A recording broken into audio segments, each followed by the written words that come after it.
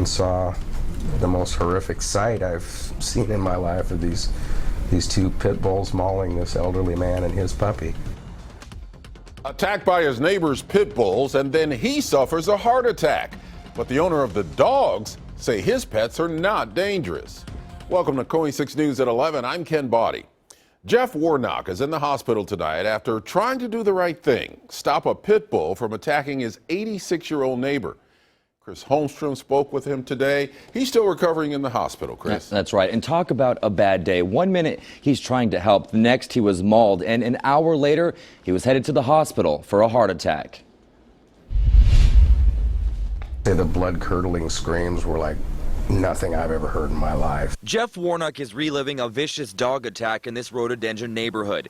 Two pit bulls attacking an elderly man and his puppy. They had a hold of the man with their head, and you could see them shaking their head, kind of like a shark does when it gets a hold of something. Warnock calls it a life or death situation. He knew he had to react quickly. It was just a matter of, bare hands beating on these dogs and pulling on them, and I got my whole body on top of the dog and kind of tried to flatten him out on the ground and keep him from moving. That freed the elderly man for several minutes, but the dog was just too strong. He got about maybe 50 feet away, and the dogs broke loose from both me and the owner of the pit bulls again and attacked the man again. That's when neighbors called 911. The man taken to the hospital, Warnock with busted knuckles and puncture wounds. Then 1 hour later, he has a heart attack, something he's had trouble with in the past. Fighting pit bulls is probably not something a guy like me should do, but then again, I had no choice. I found out the dogs escaped through their owner's backyard.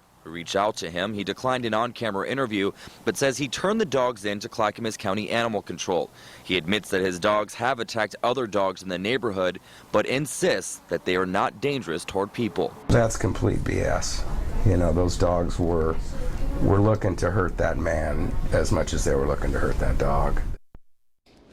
And at this point, it's unknown what will happen to the dogs. As for the elderly man, he is expected to be okay. And for Warnock, he will remain in the hospital until the doctor finds out what's wrong with his heart. Ken, back to you.